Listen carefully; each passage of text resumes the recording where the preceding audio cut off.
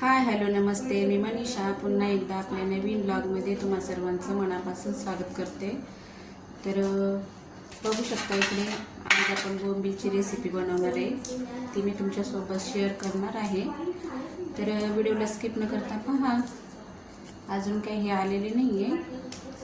तर चला आता हे मी बारीक करून घेते, परत भेटू.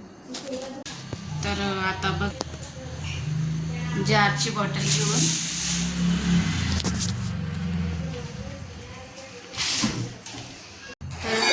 बघू शकता इकडे हा खारा मासा पण मी तळून घेणार आहे.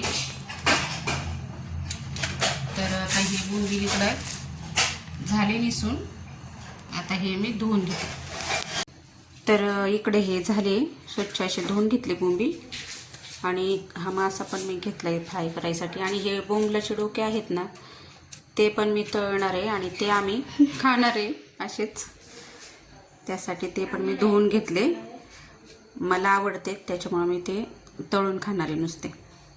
बघू शकता त्यासाठी मी इकडं खोबरं घेतलंय, कांदा, टोमॅटो, पुदिना, अद्रकचा तुकडा, कोथिंबीर आणि लसूण याचं आता वाटण करून घेणार आहे. आणि हे इकडं बसलेत दीदी पण दीदी दीदी बघ ना.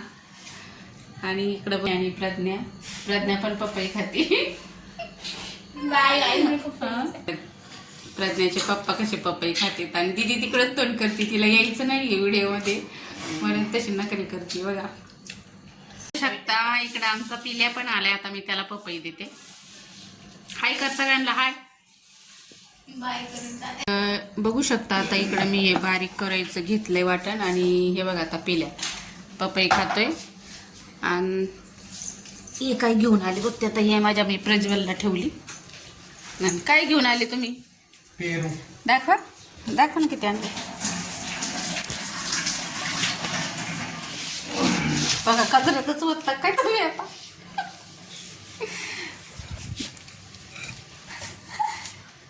तर बघा इकडे केवढे पेरू घेऊन आले ते. हे बघा हे एवढे पेरू घेऊन आले ते. चार पेरू आणले आहे की नाही पिले. तर इकडे मी भात टाकलाय बनवायला आणि इकडे कढई ठेवली तापायला. आता याच्यामध्ये मी तेल ओतून घेते.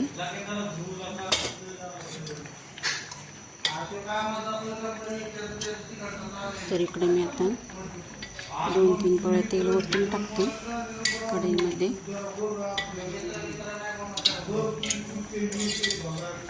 तर चला आता तेल तापायला ठेवलंय.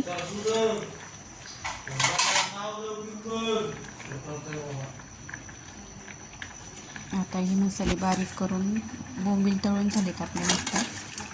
आणि धुवून. तर आता ते तळून घेते.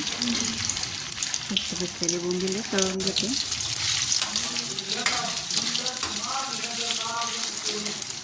मस्त असे फ्राय करायचे लालसर. तर इकडं बघू शकता बोंबलचे डोके आणि खारा मासा फ्राय करून घेतलाय.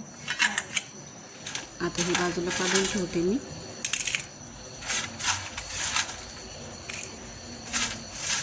आणि तेल पण खूप असं चांगलं तापलेलं आहे. आता त्याच राहिलेल्या तेलामध्ये आता मी ही भाजी बनवून घेणार आहे. तर आता इकडे हे वाटण बघू शकता तुम्ही. आणि हे गरम मसाला टाकला मी त्याच्यामध्ये. लाल तिखट मसाला, हळद आणि धना पावडर आणि चवीनुसार मीठ टाकायचं. जास्ती नाही टाकायचं, बोंबल्यात खारटपणा असतं, मग चवीनुसार थोडंसं कसं टाकायचं. तर मिक्स करून मी तेलामध्ये सोडलं. आता हे परतून घेऊया. ज्या साध्या आणि सोप्या रेसिपी असतात माझ्या, व्हिडिओला स्किप न करता पाहतो. तुम्हाला अजून माझ्याकडून काय आणखीन बघायला आवडेल ते पण मला कमेंट करून सांगा. भात इकडे तयार झाला आहे. मी तुम्हाला दाखवण्याचा पूर्ण प्रयत्न करेन. आपलं मस्त तरी सुटली, आपलं मसाल्याला छान अशी तरी आली. मसाला चांगला शिजला आहे आता. तरीसुद्धा अजून थोडा वेळ शिजू देणार आहे मी. थोडंसं पाणी पण टाकणार आहे मी, मसाल्याचंच पाणी टाकणार आहे याच्यामध्ये. थोडा वेळ हे राहिलेलं आणि हे पाणी टाकले आणि परतून घ्यायचं. म्हणजे थोडा शिजून निघेल त्याच्यामध्ये तो मसाला,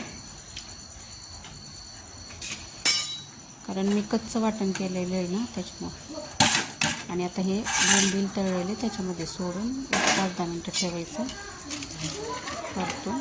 आणि मग आता त्याच्यामध्ये मी पाणी ओतून घेणार आहे जेवढं लागतं तेवढं.